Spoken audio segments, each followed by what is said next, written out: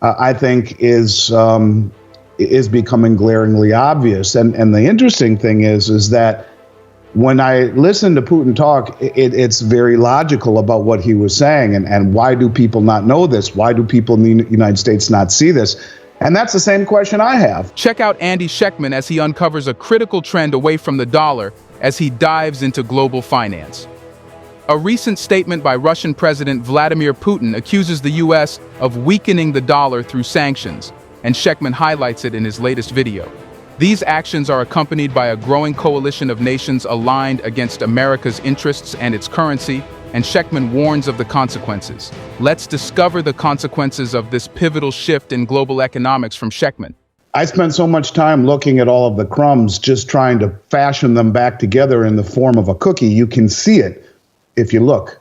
And again, what Putin was saying, we've talked about now at length for well over a year, about how using the dollar as a political tool, if you will, is a huge mistake. No one in the Southern Hemisphere will ever trust us again when we go as far as sanctioning and take it even further and confiscate the Russian forex reserves, $380 billion to again fight the war in the Ukraine. And I think that this is a big mistake, and Putin says it too. And I found it actually very eerie when he said, does anyone in the United States know what the dollar is and what will happen more or less if you lose it as the reserve status? Because, you know, what you talk about, he says, look, you know, the sanctions that the United States puts on countries, they don't work. Look, they put this sanction on Russia, and we were the number one, he says, economy in Europe last year. So do they really work? And in fact, all they are doing is uniting a group of countries where, you know, another 35 countries have formally applied to the BRICS. And this is something that I think is becoming glaringly obvious. And the interesting thing is that when I listen to Putin talk, it's very logical about what he was saying. And why do people not know this? Why do people in the United States not see this? And that's the same question I have. How do people not see this? How do people not understand what we are doing will have severe ramifications? Let's just look at, for example, what happened in Iraq the other day. You know, we target supposedly an Iranian-backed senior Hezbollah official in a suburban area in Iraq, and have a drone strike and blow it up in a densely populated suburban area. Now, no one else was killed, fortunately, but the point of it is that the way that we are going about things with coercion and bombing and sanctioning and bullying, right, wrong, or indifferent. Imagine if this was in the United States and, you know, that we were, you know, we had a country occupying our country. And, you know, 20 years after the war took place, they're still having drone strikes in suburban areas targeting a leader from another country. The point of it is that these types of actions, I don't care how much of a patriot you are. I'm a huge patriot. I love this country and everything that it offers. But the leaders, our leaders, are making terrible mistakes that are uniting the majority of the world. And when I say the majority of the world, I mean, I'm serious. It is the majority of the world. The BRICS have already surpassed the G7 in terms of GDP, in terms of, you know, energy production, in terms of oil production, and in terms of just about everything, in terms of wealth, with the new countries that have been admitted. They already have over 45 trillion in combined wealth. So they are a wealthier country that produces more, that has, you know, access to all of the world's energy and commodities.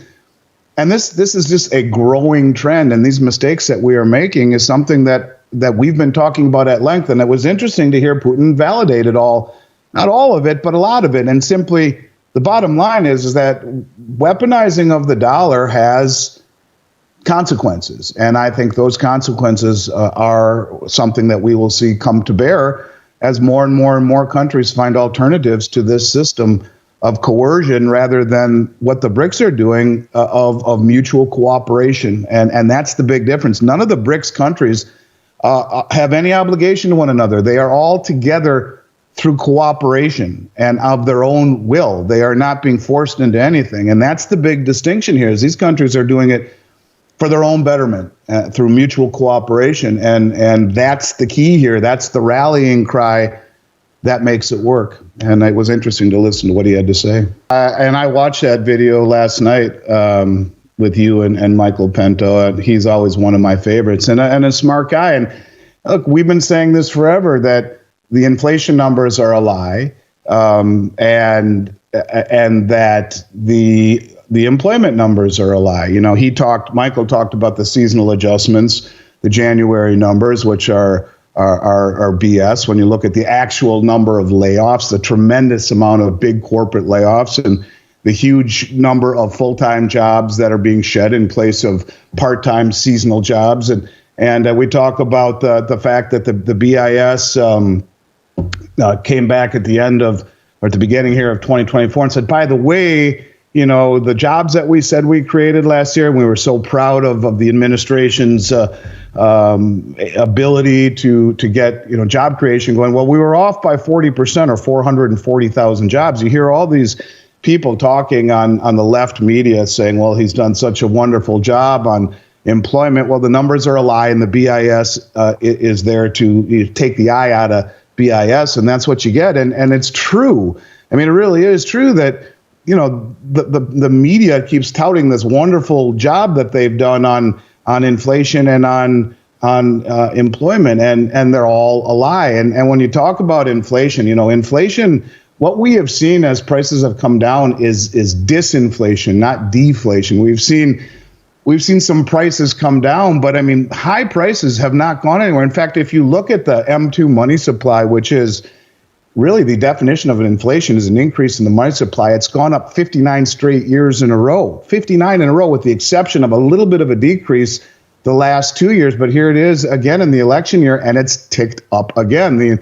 The money supply is increasing right now, as a matter of fact. And so inflation really is not going anywhere. And ask yourself, how the hell do we pay for, you know, 34 trillion in debt and 150 trillion in unfunded liabilities? Or how about the fact that, you know, how are we going to pay for the 2-year treasuries that are coming due, $5, $6, $7 trillion worth of 2-year treasuries that are rolling over this year, to the point we have to come up with almost $10 trillion this year, or sell $10 trillion in debt just to cover the $1.4 trillion deficit and the $8.9 trillion in government debt that matures over the next year. And I mean, who's going to buy all of that? And so when you talk about inflation, when you talk about money creation, when you talk about employment, we're being lied to. We're being lied on so many things.